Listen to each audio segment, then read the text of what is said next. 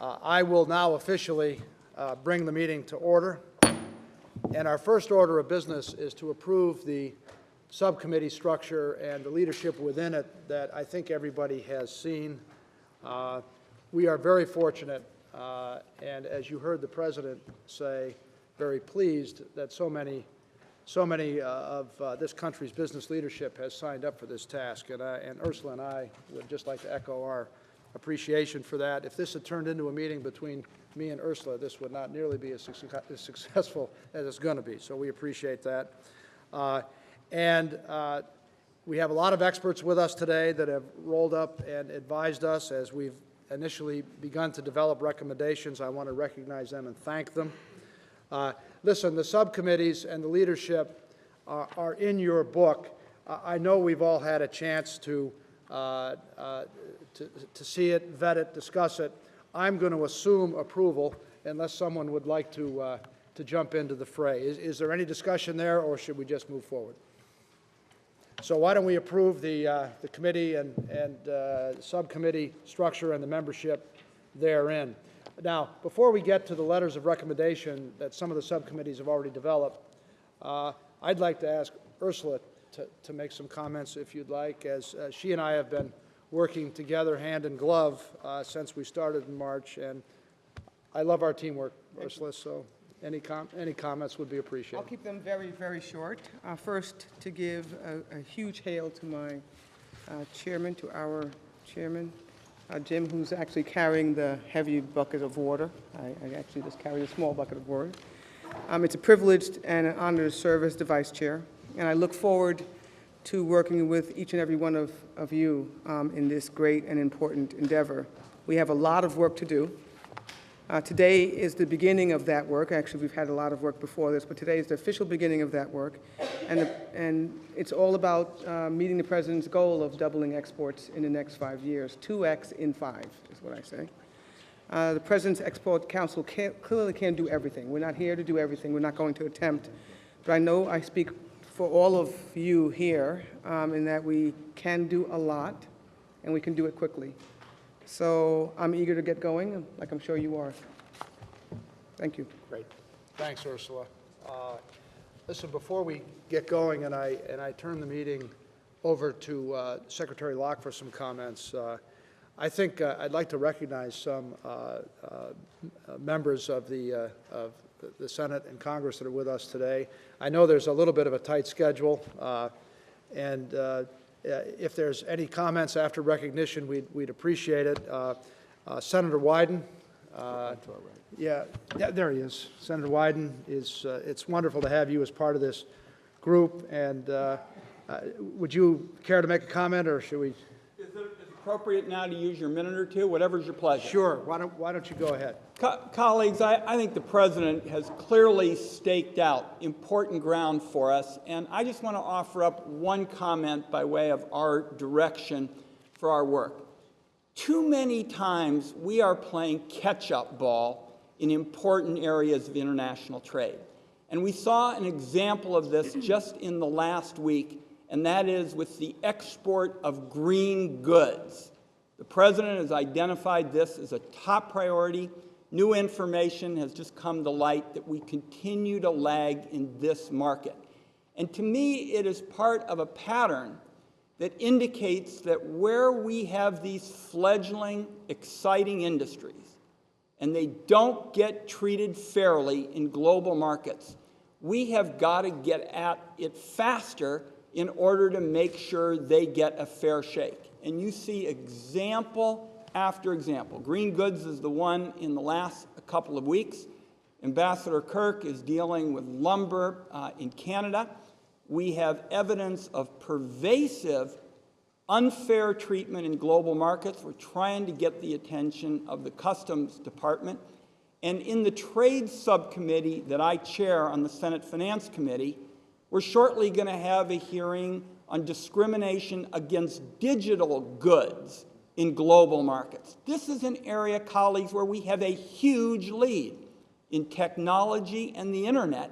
And if we don't move faster, if we don't go on the offensive in some of these areas, these promising sectors are going to find it hard to make the contribution we all want to see, the president doubling of exports in the next 5 years. And to me, this is not a question of picking winners and losers. It's simply a question of saying when we have an industry and a sector that is clearly winning, let's have a trade policy so that instead of their hitting singles, they can hit more homers and we can use them as a trampoline for the president's objectives. So I very much appreciate this.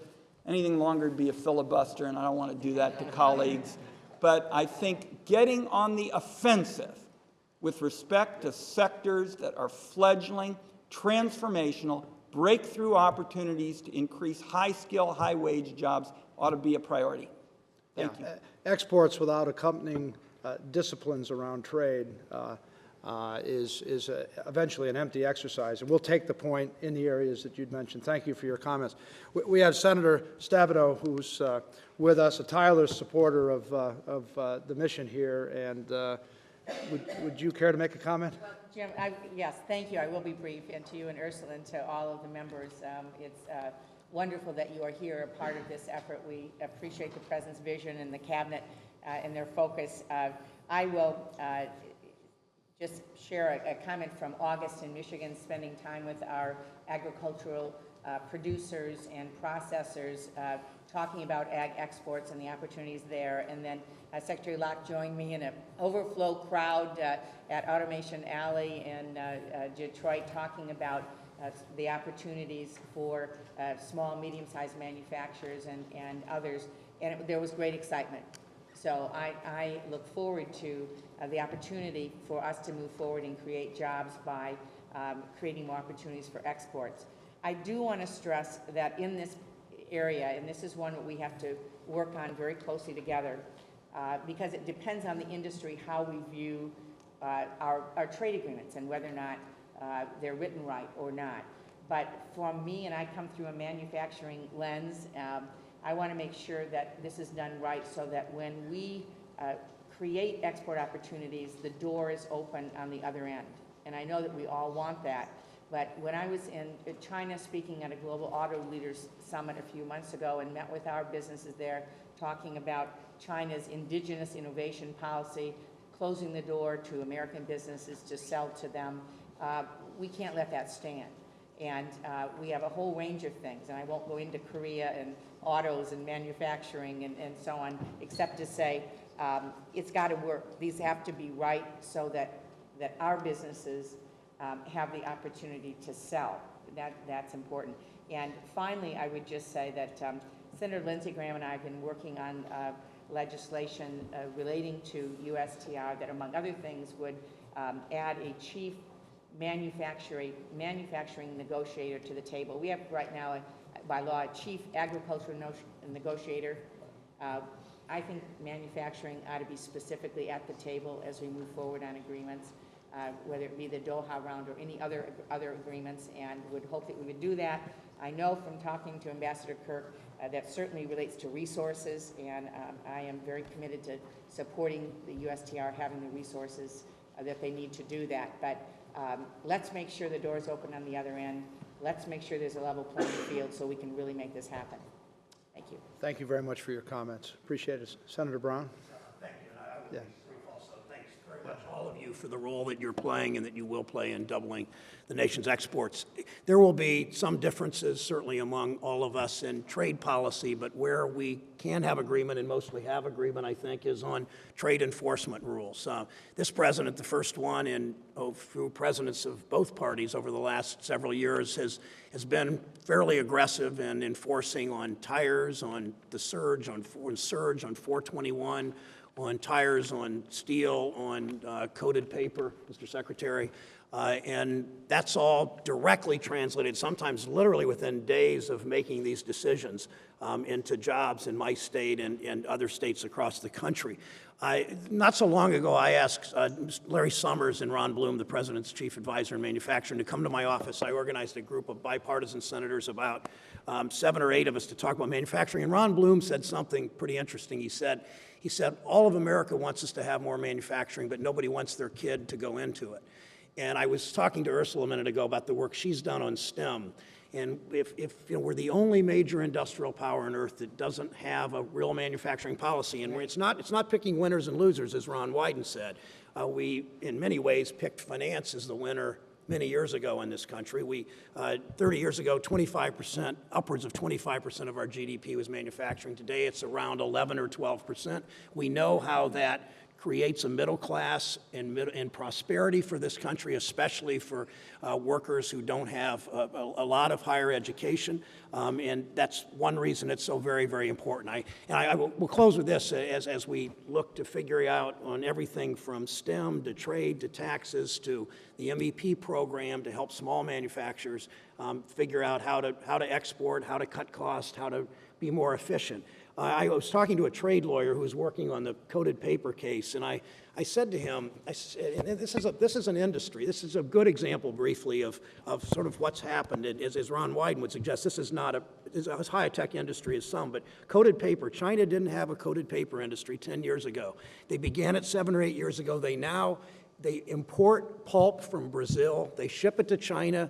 They process it, they sell it into Ohio and other states, and they undercut our manufacturers' prices. Somebody's gaming the system. It's not just labor costs and environmental costs that enable them to do that. So I'll close with this. I was talking to this trade lawyer, and I said, that works on this case, and I said, do the Chinese kind of laugh at us that we are giving away our industrial base?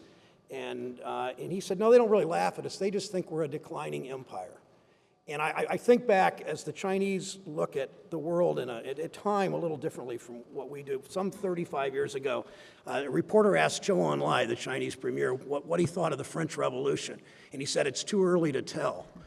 And, I think that we need to pay a special attention to that trade relationship. I hear it from small manufacturers. I hear it from big companies all the time. And I hope this council, as we increase exports, can particularly do that, Jim. Thank you. I appreciate those comments, and I think that resonates with a lot of us, and so we'll take it to heart. We have some of the House members of the group with us today, and I'd like to ask them for their comments too. We have Linda Sanchez, Pat Tiberi, Mark Schauer, and Dave Reichert with us. Congressmen and women, would you care to make a comment? Perhaps Congressman, yes, go ahead. I'll go ahead and go first. I, too, am from Ohio. I'll bookend Senator Brown, my senator, me a Republican, he a Democrat, but some of the things he said I completely agree with. Let me tell you a story, and I was telling the senator this. I had a group of farmers come in from Ohio yesterday, and they said to me, we're really excited about the President's State of the Union speech, about doubling exports. We think that's a great thing. But in Ohio in the last month, if you turn on the TV, you can't not get away without watching a political ad that bashes NAFTA, that bashes trade with China. And this is what the farmers are telling me, and obviously I've seen that. And they said to me, how do you double exports when the president's own members of his own party, whether it's the governor or the man running for the U.S. Senate or members of Congress, are all saying that trade is bad? To which I said, well, I can't answer that question. Are you seeing Senator Brown later today? Maybe he can answer that question. But here's the point. There is a vacuum in our state, and I think the senator and I would agree that the majority of Ohioans think trade is bad, quite frankly. And the senator's views of what he just talked about are the views that average Ohioans have. Now, the facts may be different. They may be. But I got to tell you, I think it's up to the people around this table, the business community, the White House, to give a different story, if there is a different story to be told. Because the status quo among the hearts and minds of Ohioans, at least, is that trade's bad. I don't know how we get to a Korea when, quite frankly, in Ohio today, most Ohioans think that NAFTA has caused our job losses in the state, that CAFTA has caused job losses in our state. And there's been no leadership in the private sector to say that's wrong. The challenges are much greater than I think people in this room realize, and quite frankly, more challenging than the president realizes. If we're going to double exports, when most people are asking me, when are we going to repeal NAFTA? When are we going to go back and make it fair? So, and I'm a person who has voted for trade in the past, and I got to tell you, the playing field is changing rapidly before our eyes, And I hope the leadership of this group and the President provide at least a balance to what the Senator so ably said is a status quo that most people think is unacceptable. And I think the communication challenge we've got is, as you're pointing out, is at least as difficult as the challenge of coming up with recommendations. And we're mindful of your comments, and we will keep them right in front of us. Appreciate that. Congresswoman Sanchez. Chairman, first, I'd like to start by commending the President for leadership on the National Export Initiative and all of my colleagues here today that are taking the time to work on this issue. And I just want to begin by saying that I support NEI just as strongly as everybody sitting at this table. And while I believe that we can probably agree on 90% of what we need to do prospectively to try to advance U.S. economic interests, I'm going to respectfully disagree with some of my colleagues about some of the FTAs. And exports and FTAs are closely tied. I share the goal of trying to double exports from the U.S. in 5 years. But some of the trade agreements that were negotiated under the preceding administration, I don't think are going to do a lot to help our economy or reduce our trade deficit in their current forms. And so my part of the puzzle is I work with my colleagues in Congress, and I'm interested in working with the administration and those of you here to try to find a way that we can spread those benefits to a broader base, because the trade agreements have brought some benefits, but the question is, certain industries have certainly benefited in certain states, and other states not so much, or other workers have paid the price. So we can't afford to wholesale pursue an agenda that leaves certain people behind. So at a time when we're struggling with the economy to get it back on solid footing, we can't afford to risk exporting more jobs than exporting more products. I think that if we do trade in the right way, we can open up access to markets for business here in the United States, and not just big businesses that are already doing international trade, but medium and smaller businesses that have never really probably thought about exporting goods abroad. We need to make sure that they are sharing in those opportunities as well. And one thing that I just want to mention before I close, because I'm trying to be brief, is that we have a Make It in America agenda that we're working on in Congress right now, and that is a package of bills that are designed to try to strengthen manufacturing here in the United States, particularly by those small and medium-sized businesses. So I'd like to just draw everybody's attention to those that package of bills that have a manufacturing strategy, some targeted tax cuts, and an infrastructure development bank as part of that. But aside from that, I want to say that I'm very excited to be here and really want to utilize the time wisely to try to help us arrive at a place where we can all agree on a strategy that is going to help move our country forward. Thank you very much for your comments. Congressman Reichert, are you next, or do we want to go Congressman Schauer? Yeah. I also want to extend my thank you to Ursula and Jim for taking on this responsibility and leading this group. I am pleased to be a part of this effort. I just have a couple of comments. All of us recognize the importance of opening new markets, otherwise we wouldn't be here. We recognize that if we don't do that, we lose jobs, and we continue to fall behind globally in this fast-moving global economy, and lose market share and market access to a lot of the countries around the world. I also want to applaud the President for his efforts here and being here to kick this effort off in doubling exports, and also in working to resolve the issues around the Korean trade agreement. In Washington State, 1 out of every 3 jobs, as Secretary Locke knows, is directly related to a trade. And so for Washington State, it's very, very important for us to take a look at not only doubling exports through other means and some of the ways that we're going to explore in this group, but also in looking at the trade agreements that we haven't approved thus far. We haven't doubled our exports for years. The last time we did this was from 1995 to 2007. And there's one stark statistic that you'll all recognize when you look at that period of time. During that period of time, we passed 9 trade agreements. And I want to end with this. I agree with Ursula's comment in that we can't do everything. And so my last comment here relates to the trade letter that we'll be reviewing soon, in that there is some language there that I would just voice some concern or caution over, and that is the language that surrounds the modernization of existing agreements. I'm hoping that the word modernize doesn't equal reopen or renegotiate, because I think that sends it could send a very serious negative message to our partners in Korea, Colombia, and Panama, those 3 especially.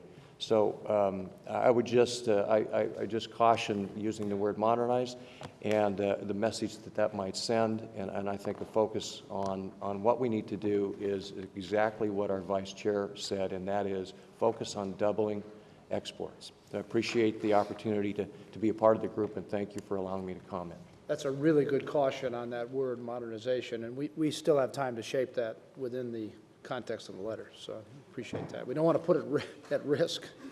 I got it. Congressman Schauer, would you comments? Yeah. Chairman, Madam Vice Chair, I'm Mark Schauer, member of Congress from Michigan. I'm from Battle Creek, which is the home of a large global company.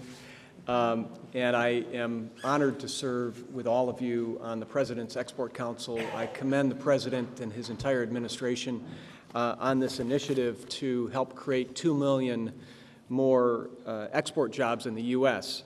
I just want to make sure we don't lose as many or more jobs in the process. I want to share some concerns about free trade agreements and trade. My state, I'm sure you would argue the same about yours, but my state of Michigan has the best workers, the best innovators, the best manufacturers, and the best farmers in the world. But I am concerned, particularly about South Korea, that we don't lock in non-tariff trade barriers, disadvantages that hurt manufacturing, particularly the automotive sector. I share very real concerns about China. In fact, I'm working on legislation. My good friend Senator Stabenow is also working on an issue. But while China's government, I want to be clear, China's government is allowing currency to be manipulated, intellectual property to be reappropriated. China's failed to sign the government procurement agreement when it entered NAFTA or WTO. It was 9 years ago.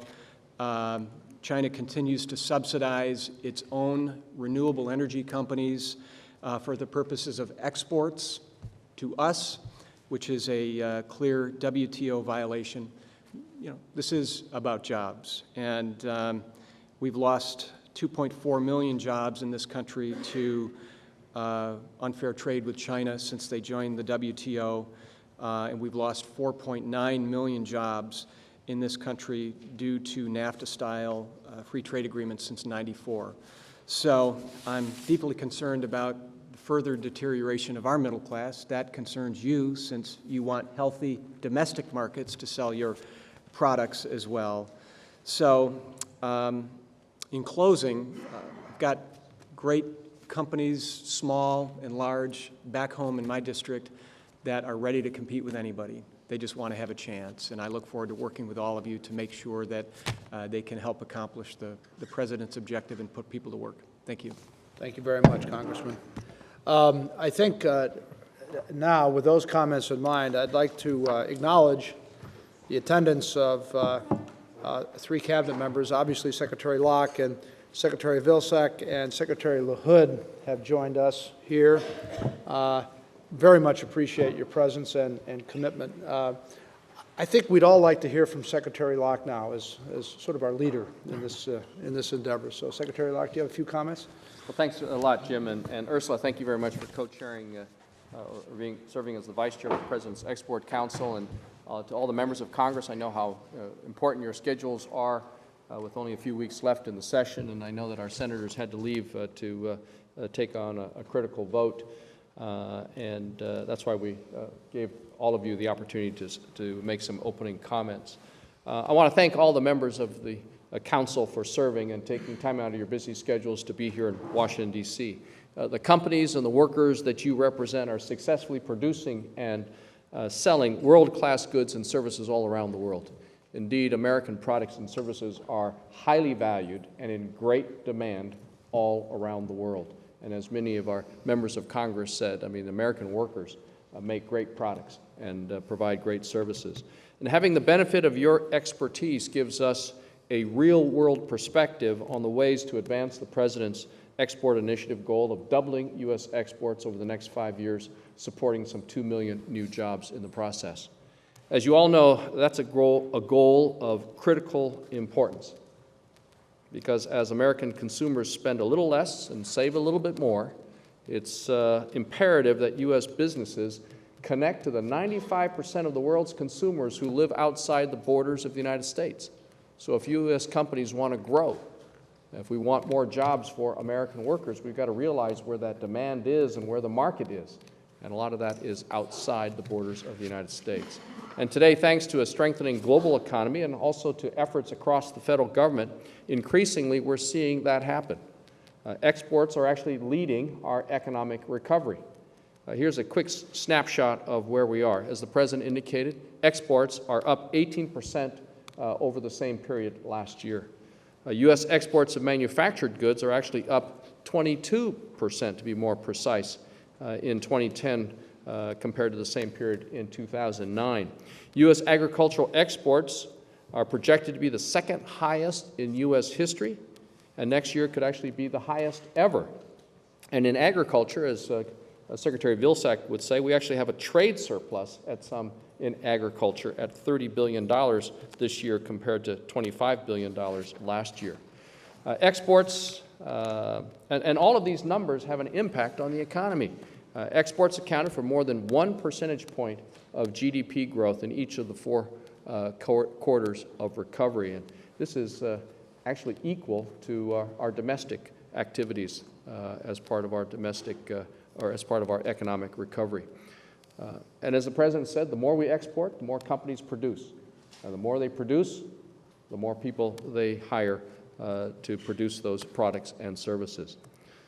Since January, Commerce's Advocacy Center, in close cooperation with the State Department and other federal agencies, has assisted U.S. companies to successfully compete for foreign contracts to a tune of some $11.8 billion in U.S. export content.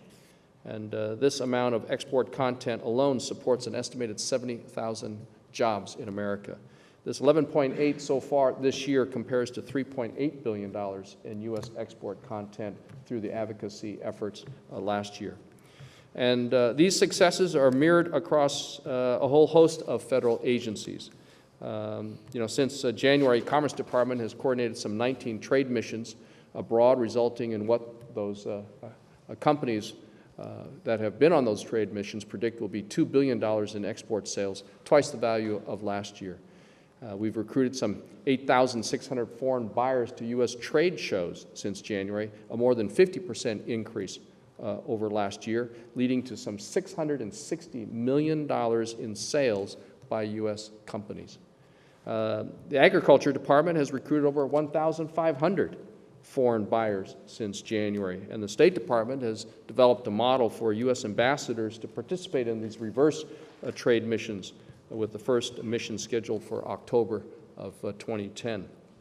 Ex-Im Bank, presided over by Fred Hochberg, who's here, has more than doubled its loan authorizations in the first half of the current fiscal year over the same period last year, from $5.9 billion to $13.2 billion, with the number of jobs supported almost doubling as well.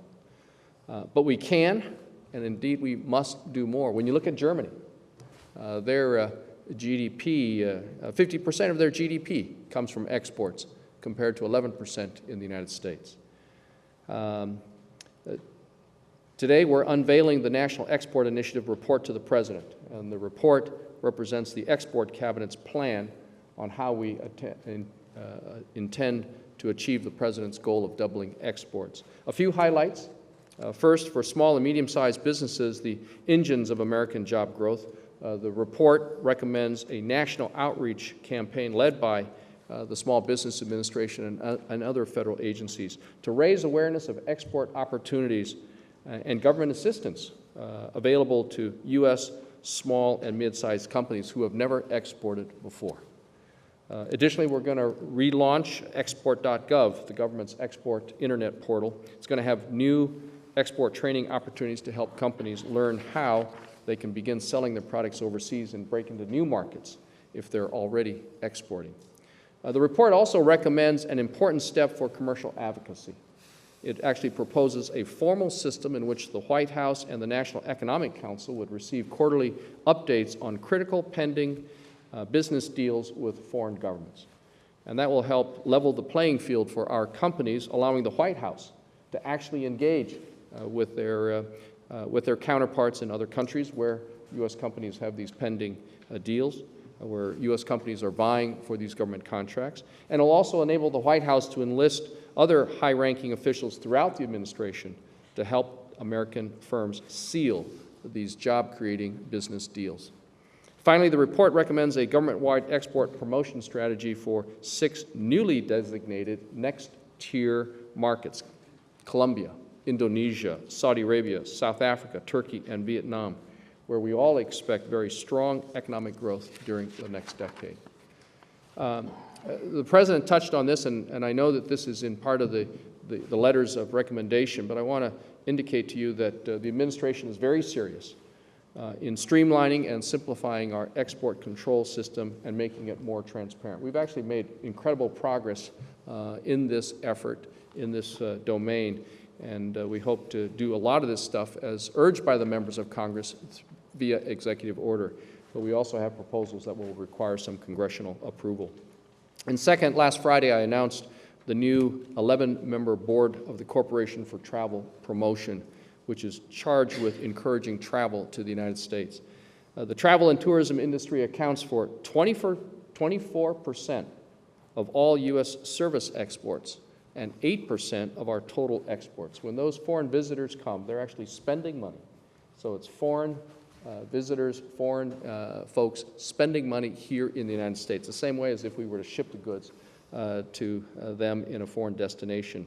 And we're counting on the Corporation for Travel Promotion to play a big role in helping us reach the National Export Initiative goal, again, of doubling U.S. exports over the next 5 years.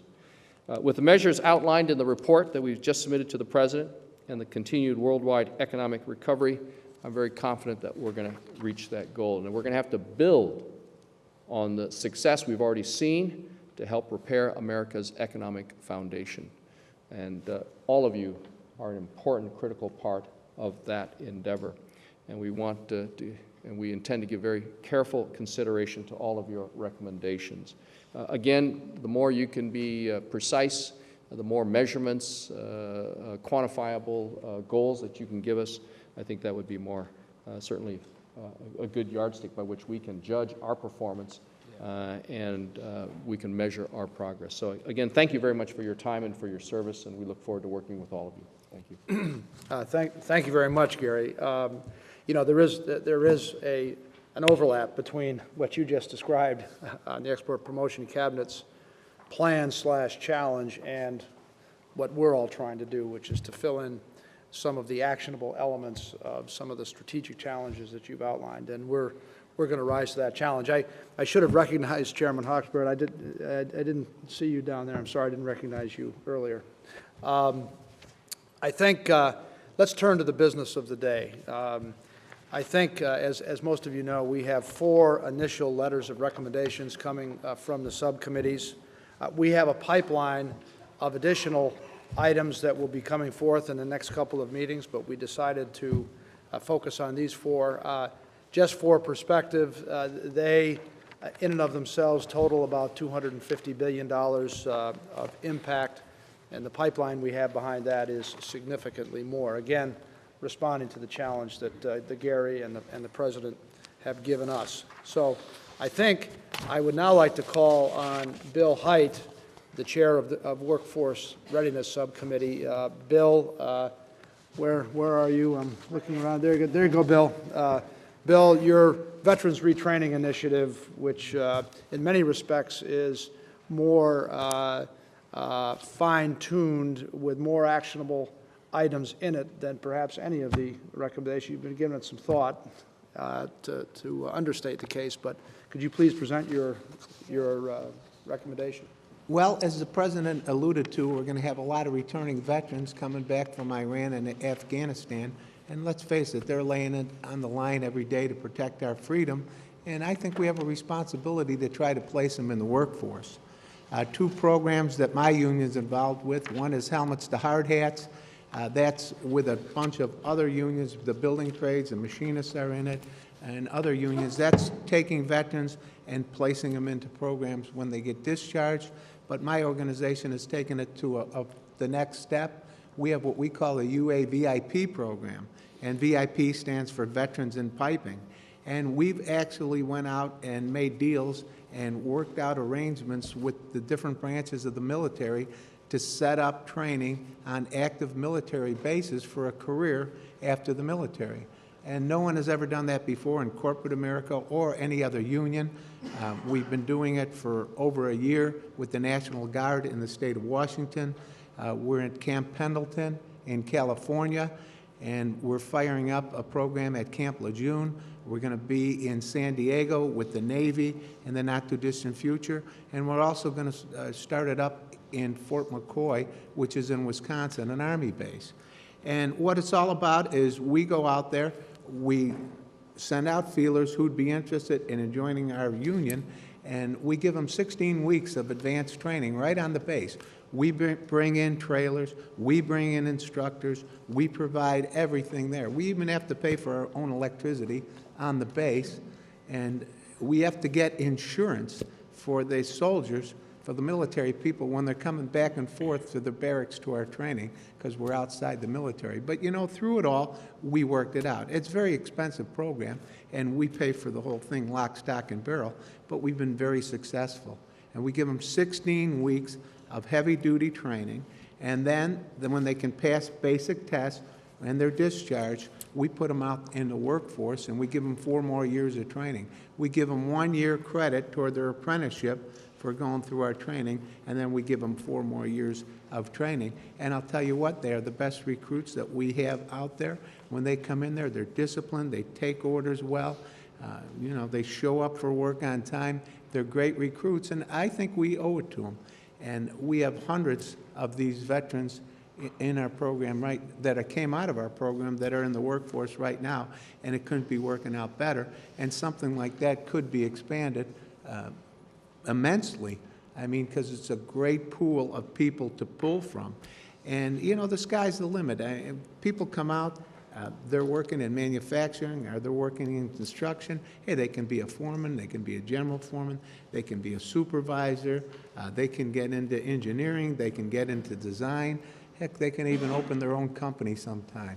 So it's a lot of opportunity, and Senator Brown, he alluded to, yeah, we need more people in manufacturing, but I don't want my sons and daughters involved. Well, I kind of disagree with that. When I started in this trade, I was 18 years old, and the average age was 19 or 20. Now, when we take in new apprentices, the average age is 27 to 28. And you'd be shocked how many of these young men and women have college degrees. They realize the benefit of a good manufacturing job or a good construction job. You know, everybody's not going to work on computers or be involved in the service industry. We need people in this country who can work with their hands, plain and simple. And it's been a very successful program that I'd like to see expand. We have other programs. We work a similar program with the Native Americans. We're going to be doing this, getting into the green technology. We traded a training for energy audits. We want to get into that green. And I think it's a very good program that we could take it to the next level and develop it. But the main thing is, when you train these young men and women, you have to have jobs available. Because if you train them and they're done with their training, and they got to sit for 4 months before they get a job, you're going to lose them. They go out, they hang out with their friends, they start feeling sorry for themselves, and they lose that competitive edge. So you got to place them right away. And, you know, the program's been highly successful for us, and it's a program that I think that this council should look into hot and heavy for getting the workforce of the future. The American workers are the most highly productive workers in the world, and we have a workforce here that is ready to take on the challenge of the future as far as exports concerned. And yeah, the congressman made the comment about exports. People don't like to hear the word exports, but they don't want to hear the words exports coming in from China. They don't want to hear about Chinese exports. But the American people would love to know that we are exporting goods and services over to China. And we're trying to level that trade imbalance. And that's what we're here for. It's about creating manufacturing jobs here in the United States and increasing exports and getting America back to work and good, high-paying jobs. We can't be subservient to other countries. We just got to do whatever we got to do to be successful. Well, Bill, this idea is rooted in the best of all things, which is a best proven practice that we now can expand to other areas, other kinds of jobs, teamwork with companies, and get some financial support behind a greater effort. And that's what his letter is all about. So are there any comments? Yes. Mr. Chairman, yes. I hope that as this idea is developed, that agriculture and the appreciation and the need for a workforce within agriculture, both in terms of farming and in terms of packaging and processing, is not forgotten. Okay. It seems to me that it might be expanded to include not just the Departments of Veterans Affairs, Education, and Labor, but agriculture. We have a serious issue with workforce in agriculture. We have a serious aging of farmers in this country. We have veterans who are currently working in Afghanistan and Iraq with Afghan and Iraqi farmers to encourage more agriculture in those countries. And this is an area where I think you can encourage entrepreneurship and innovation as well. And as Secretary Locke indicated, it is a place where we do have a competitive edge worldwide. So if it wouldn't be too much to ask, agriculture would like to be included. We'll be sure and include it, Mr. Secretary. Are there any other comments? Okay, if not, the council seems in general agreement here, and unless there is an objection, I propose we submit the letter to Secretary Locke for submission on to the President. Any objections? Hearing none, the letter is approved. Next, I would like to call on Dick Friedman, co-chair of the Manufacturing Services and Agricultural Subcommittee. Dick? Thank you, Mr. Chairman. All of us who attended yesterday's meeting with Secretary Geithner, everybody was talking there about the potential of business in Brazil, China, India, etc. It's huge. The news on the travel front is really good news in the following sense. Of all the issues that this PEC is dealing with, the travel piece is kind of like the simplest and the easiest, and something that can really put as many as 1 million people to work in short order. If you take a look at the big picture, overseas travel in the world post 9/11 is up 31%. We're down 9.1% in the U.S. We had 23 million visitors here last year, and Spain, that's one for every, I don't know, whatever. I was in Spain last weekend. Spain has 1 visitor per person. Twice as many people go to Spain as come to the United States. Kind of weird. The world wants to come here. Why don't they come? We have not had effective promotion of tourism. This Tourism Promotion Board has been a bill passed by the President, signed by the President in March, sets forth a public-private partnership which has to raise money. We have spent less money on promoting the United States than any other country in the world. In many countries, there's a cabinet minister of tourism. So this tourism promotion is part of it. Second part of it is we have 36 visa-waived countries. I like to talk in my business about things that are bad, not good, because that's what we fix. The Bush administration added 8 countries to the visa waiver program. We have added none. There are several countries out there that are potential additions to the visa waiver program. It makes it much easier for people to be able to come. The non-visa waivered countries, in particular Brazil, India, and China, have incredible horror stories about how hard it is to get a visa. Incredible. And those are result from delays at the State Department in obtaining visas. I went on the website for the State Department last night, and if you want to get a visa in Shanghai, your first appointment is November 2nd. Your first appointment. And by the way, you might have to travel 1,000 miles to get there, or something like that, to go and to ask for a visa and have a 2-minute interview with an officer. These officers interview 100 people a day, I believe, at mid-80 in a 2-minute interview, which could be done by video. There's lots of solutions to this, high-tech and other solutions. In fact, I have a letter from a congressman in Vermont. Some Chinese people wanted to buy a business in Vermont and hire 50 people. And they went to Shanghai and asked for a visa.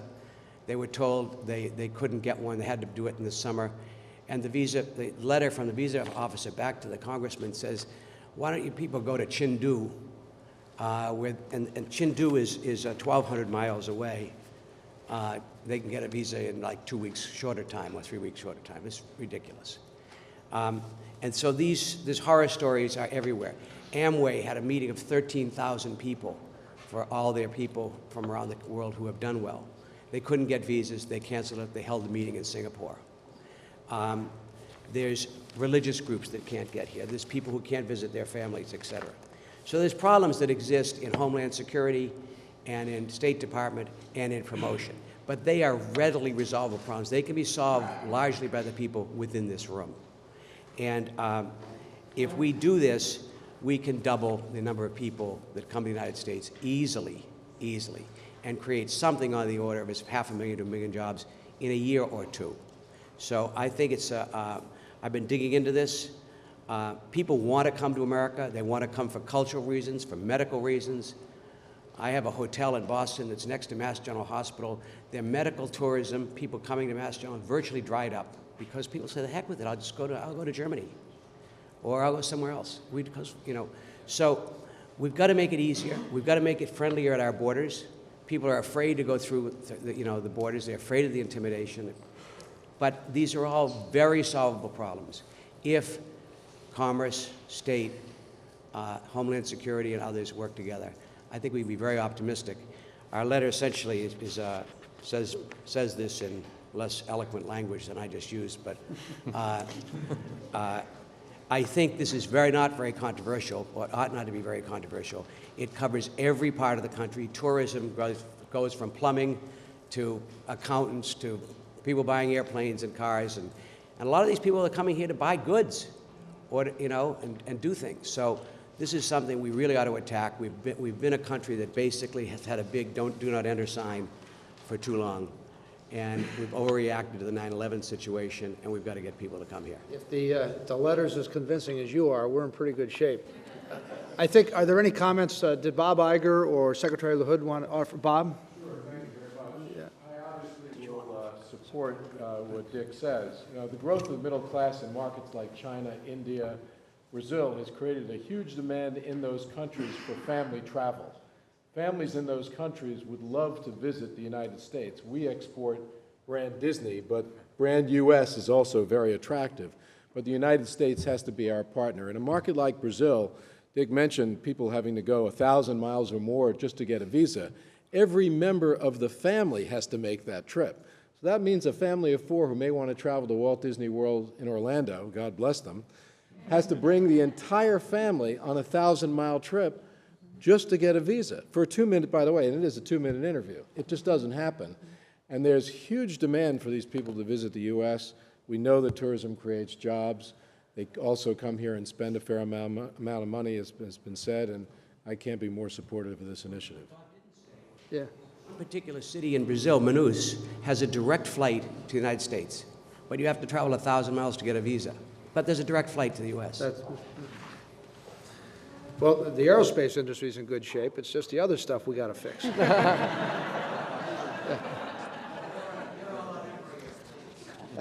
I couldn't hear you. You're breaking up. Listen, are there any other comments? Yes, Raul. Yeah.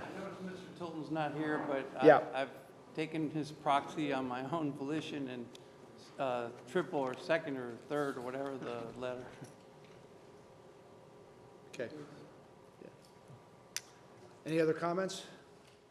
Okay, hearing none, I think there's a general consensus to move forward with this letter, and we will have an opportunity to shape and flesh it out as the committee moves forward. So, hearing no objections, we will approve the letter. Now, let me call on Andrew Liveris, Chair of the Global Competitiveness Subcommittee. Andrew? Thank you, Mr. Chairman and Madam Chairwoman. For those of you who can gather the accent, I'm an Australian citizen, so I'm very privileged to serve this country and very proud of it. I've spent 20 years of my life living in Asia and the last 10 years in the state of Michigan, and I would agree with the comments of the Congressman about the quality of the workforce in Michigan and the Midwest. My company is an investor in the United States and an investor in Michigan, and I would like to pick up on the topic of the free trade agreement letter, but just to make sure we get a context, the committee's global competitiveness. So we will have to address the topics that were raised by all Congress men and women, and for that matter the senators, which is really how do we compete on all aspects of competition, which means tax, regulatory, and many other issues, including energy. That's bigger than all outdoors, but it is the topic of our time. American multinationals employ directly 22 million workers in the country, and another 41 million in small and medium enterprises support those multinationals. 63 million workers. That's glass half full, not glass half empty. 38 million of those jobs depend on trade.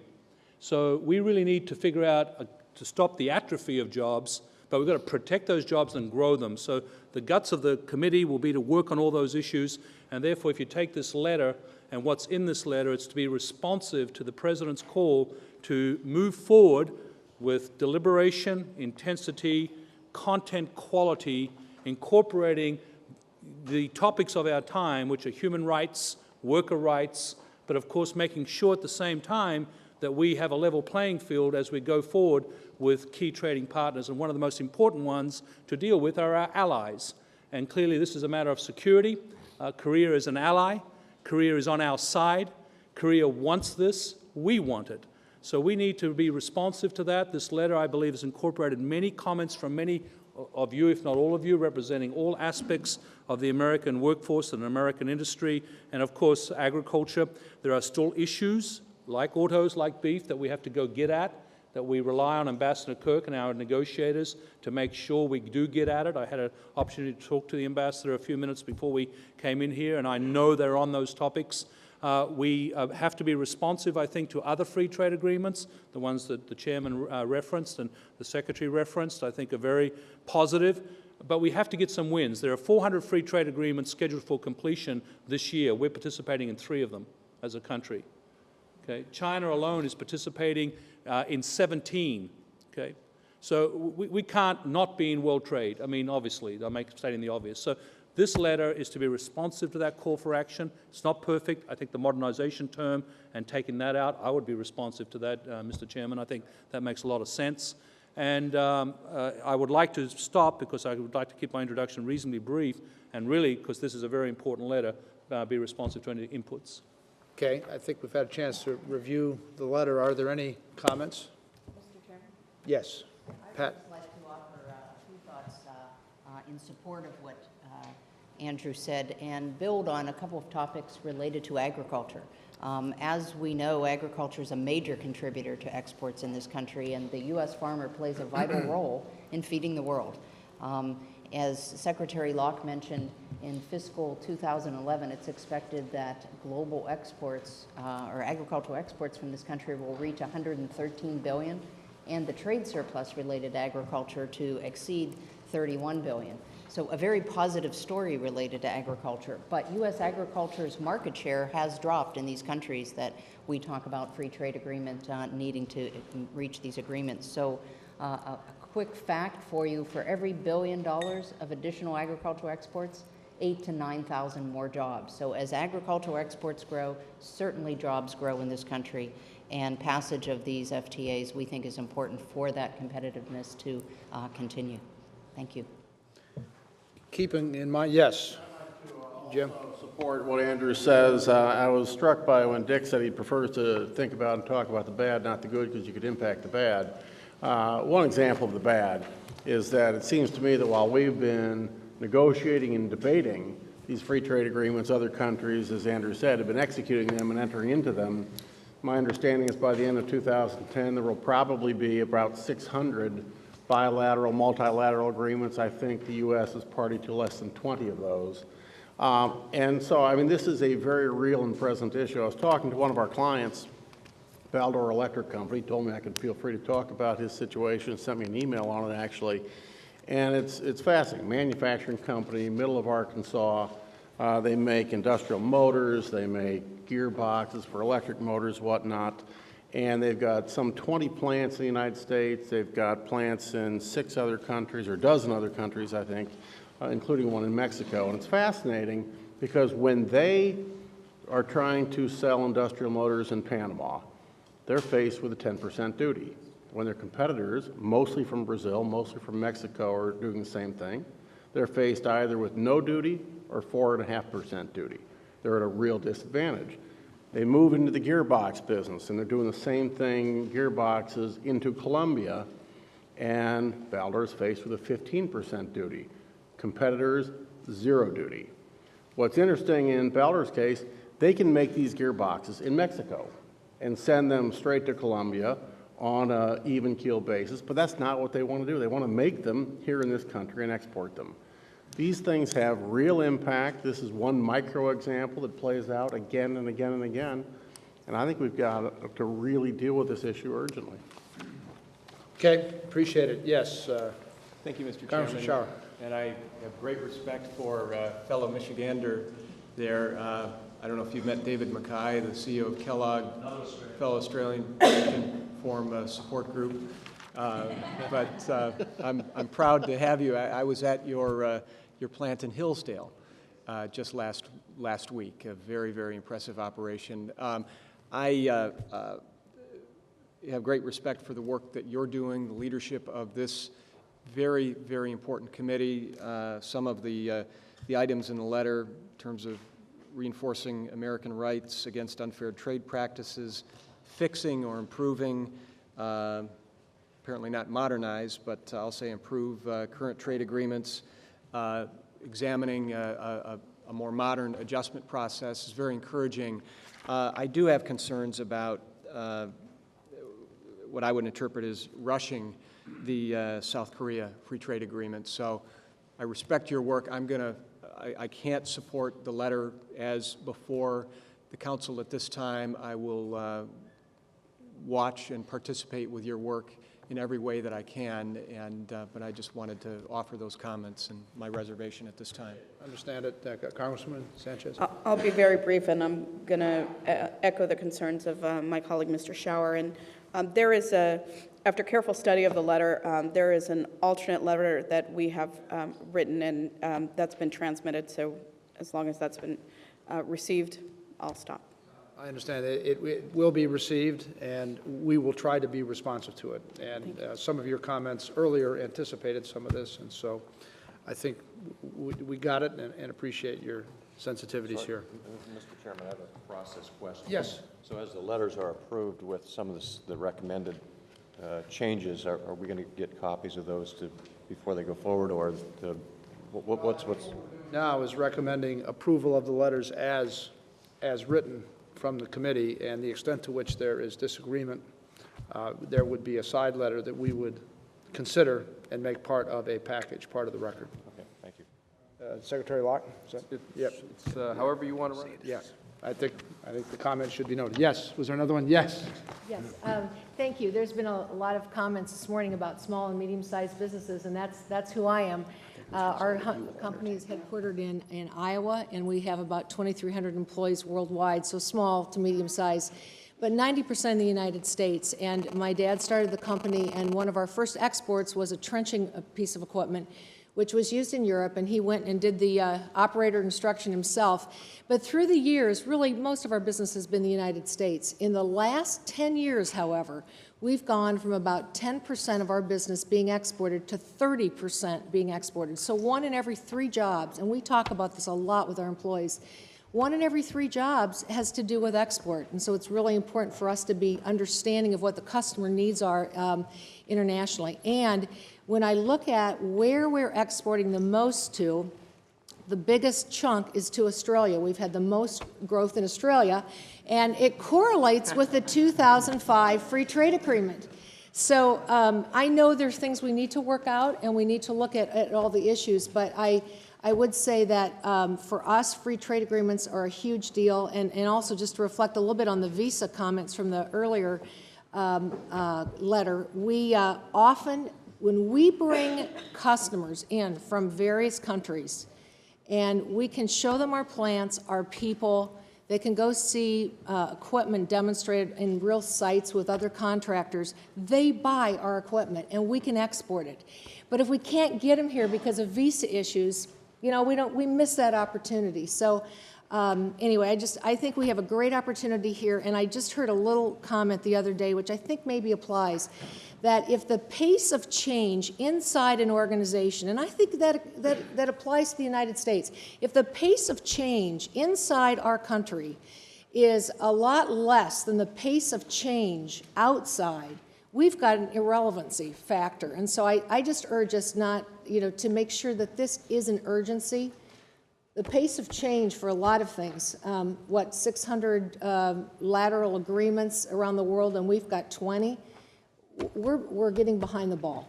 Thank you. Thank you very much. Any other specific comments on the letter, Mr. Secretary? Very quickly, I think there's been a lot of emphasis on new and emerging markets, but I hope that in the draft of this letter that we don't forget about our long-standing partners in trade, that being Canada and Mexico, and the need for us to make sure that as actions are taken, be they statutory or regulatory, that we don't interfere with that those relationships. And I know that Ray LaHood and I probably agree that we need to resolve the Mexican trucking issue, for example, because they have assessed tariffs on a number of agricultural products that have made it a bit more difficult for us to export to Mexico, who is one of our best trading partners. So I hope in the emphasis that this letter seems to have on new and emerging markets that we don't send the wrong message to our current trading partners who are so valuable to us. Okay, we'll review that. Thank you. Any other comments on the letter per se? Okay, with some modifications in mind as to language, my sense is letter going forward, understand there will be another letter that will be considered in parallel. Without objection, we approve the letter. Ambassador, did you want to make a comment before we moved on to the next? Yes, thank you very much, Jim. I'm Ambassador Sapiro from USTR, one of Ambassador Kirk's deputies, and he unfortunately had a prior speaking commitment, which is why he asked me to step in.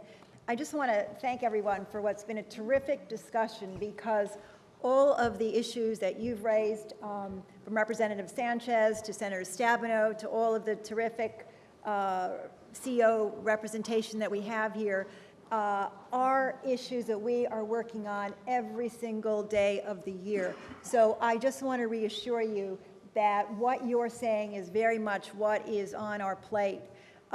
We know that U.S. exporters are suffering when our trading partners don't live up to their commitments and when the playing field is not level. So we are incredibly committed to enforcing all of our rights overseas, and we're doing that all the time. We're also fighting to win new market access every day, from innovative new models like the Trans-Pacific Partnership, to working to resolve outstanding issues with Korea, with Panama, with Colombia, to re-energizing the Doha process with 153 countries now in the WTO.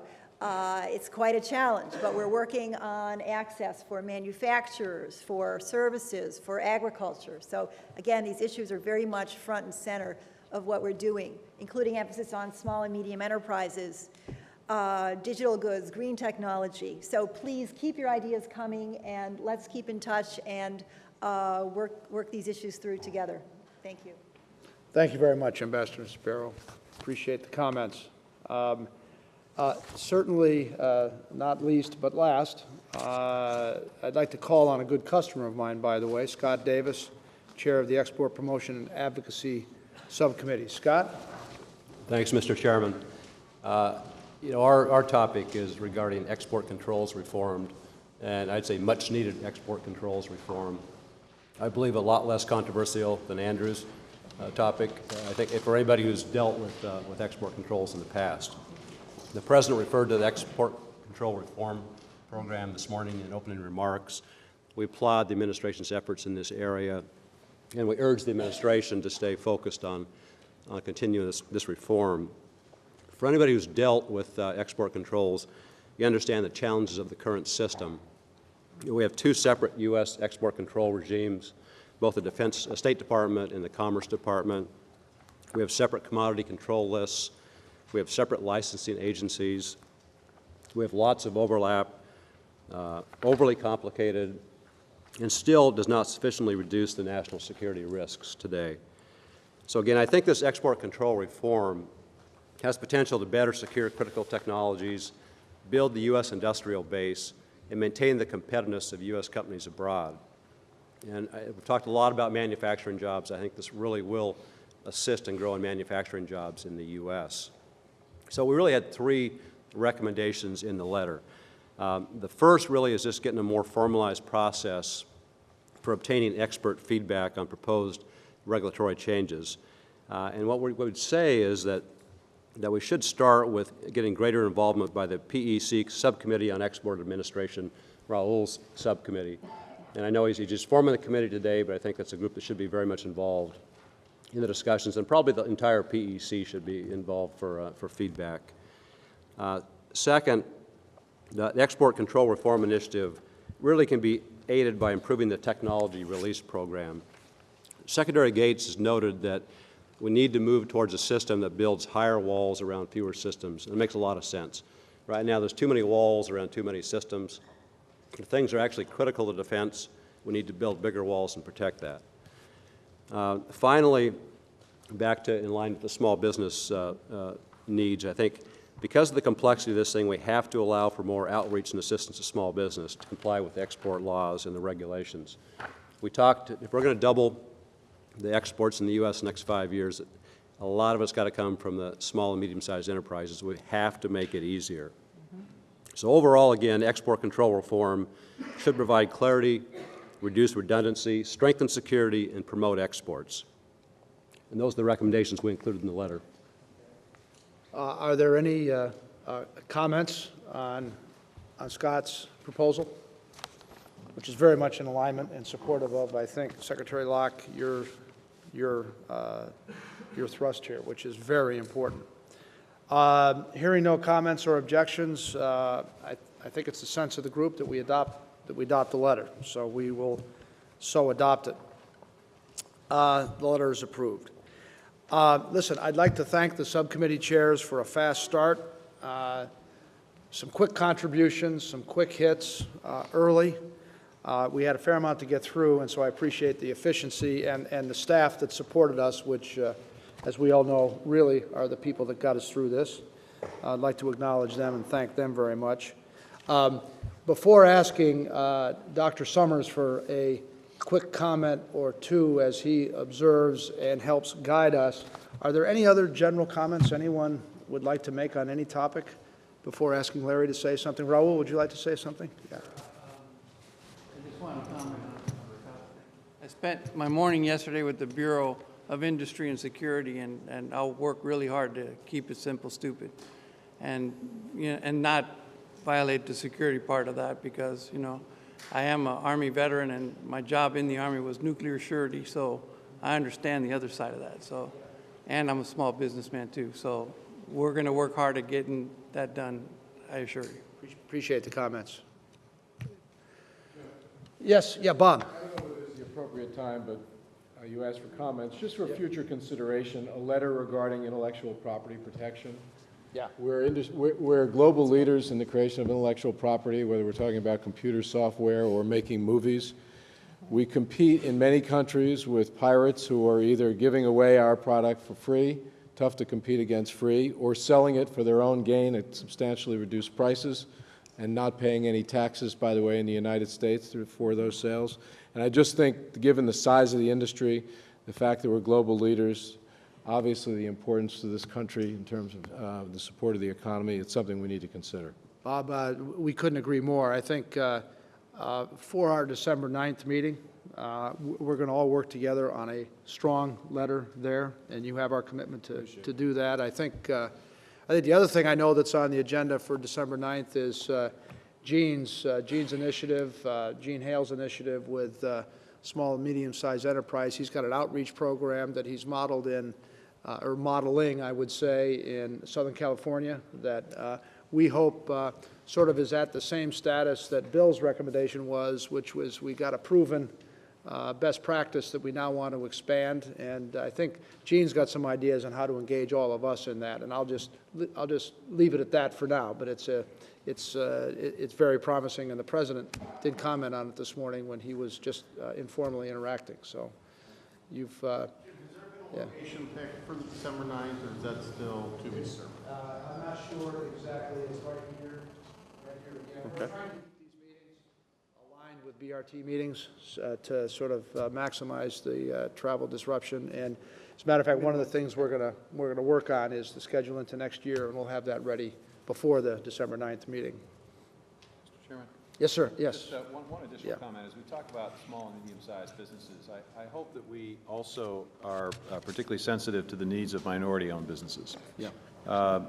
We have found in agriculture that there is a perception that export opportunities are not available or not easily available to minority-owned businesses. And I think as we try to figure out strategies to help small and medium-sized businesses, we need to understand that there may be an additional hurdle for some of those businesses, and it would be helpful, I think, to... I don't want to put words in Gene's mouth, but I know that is very much at the forefront of the things he's trying to identify and knock down as part of his, and some of them are a lot more practical than you would think. Yeah. Yeah. We're developing a comprehensive plan to include minorities. Matter of fact, the round tables that we are proposing that we will have on September the 30th, we will have two of them, one in Long Beach, California, and later in the day, one in Los Angeles. And we intend to bring together all of those parties to participate in this roundtable to identify those companies you speak of. Appreciate your leadership there, Gene. It's important. So maybe one more comment before asking Larry to say something. Just on committee charters, subcommittee charters, we need to get our heads together around that, Jim, because intellectual property cuts across all the committees. We just need to make sure we don't get redundant work. So whether it be export control standards and technology standards, rising tide lifts all boats, global competitiveness, services, manufacturing, and agriculture all have a stake in that. So just I think we should get some clarity around that from the staff. Reduce the complexity and get a letter done. Yeah, appreciate the comment, though, and I do understand the challenge there. Dr. Summers, do you have a comment as you reflect on the meeting? Let me respond very briefly on each of the letters and then make a final comment. I'll be very brief. On training, we can only agree. It is a huge issue, probably the most important issue for the long run. It is illustrative of a broader principle. Doing the right things to make our companies more competitive will also make them better exporters. And the right domestic policy, if there were no exports, it would be crucial to do training right. And there are a set of things like that, and we need to identify them and be working on them very hard. My guess is that the single largest lacuna in a 25-year basis in the U.S. effort around competitiveness is actually in the tourism area, where I think we just lag way behind. There's a massive coordination problem in terms of no individual has an incentive to promote in the right way, and it's not what people think of when they think of exports. Without getting into economic forecasting of a kind I shouldn't, the current levels of excess capacity in the lodging industry and developments in foreign exchange markets suggest to me that this is probably a particularly propitious time for a substantial initiative in tourism. And I think there's a lot of receptiveness to that in the administration, and you have to help. You have to help show it. You have to help to show us how. I will not, at this late hour, relitigate the various issues associated with trade policy beyond observing that we have to demonstrate that these agreements work for people if we're going to succeed in doing them. And that means bringing them back to the interests of ordinary workers and ordinary people here. And just to repeat a hobby horse of mine, it does not help your government to tell it that foreign countries are doing outrageous things, but you can't really mention the outrageous things to the foreign government because they'll retaliate. And if the business community can find a way to allow there to be disputes raised collectively, that will be very important. Export controls, look, this debate is in a different place. This theme has been there for 25 years. It is in a different place now because the Secretary of Defense is leading the charge. And the Secretary of Defense institutionally is usually on the opposite side. We have a huge window of opportunity here, and it's a matter of just getting the word out. Insofar as some of you have interactions with the bureaucracies that sit underneath the kind of people who come to this table, you're conveying strength to those bureaucracies. Will be very helpful. One broad thought for reflection and one final conclusion. I think, and this is really a thought not for your next meeting, but for you to keep in mind over the next couple of years. There is a traditional paradigm of thinking about international trade, which is that it's trade in goods. Countries import some goods, they export other goods. Increasingly, as many of the companies around this table illustrate, what we have is trade in tasks. A product is produced, and it is produced in many different countries as an ultimate product. And it means, for example, that an import is a major component of an export. How else could Singapore's trade ratio be 300% of GDP? It goes to the role of global companies. It goes to the relationship between global companies and national interests. And I think our trade policy debates are a little bit behind the reality of cross-border integrated production. I honestly don't know where it leads, but I think a group like this should be thinking about that question. Final observation. It takes 2.5% GDP growth to keep employment growth consistent with population growth in the United States, or to put it differently, to keep the unemployment rate constant. Our progress in reducing unemployment depends on our excess above 2.5% growth over the next 4 years. My guess is that how we do on exports is probably the single largest component determining whether it's 2.7% growth or whether it's 4.3% growth.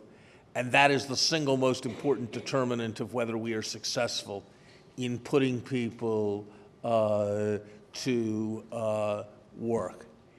It is hard for me to see how, if we are actually successful in doubling exports over the next 5 years, the economy will not have grown at 3.5% to 4%. And it is hard for me to see how, if we fall far short of doubling, how we're going to have economic growth at a rate that's going to bring the unemployment rate down at anything that approaches 1 percentage point per year. So I don't think we have a more important economic challenge over the next 5 years than yours. Thank you. Larry, thank you very, very much. The challenge and the context that you provided, I think, is going to provide energy to this group. And that one thought you had on product versus product, share of supply chain as a way to think about things, it's an interesting thought. It's an interesting thought. So I think that concludes our work for today. Ursula and I thank you very much for your participation and work, and we'll see you in December. The meeting is adjourned.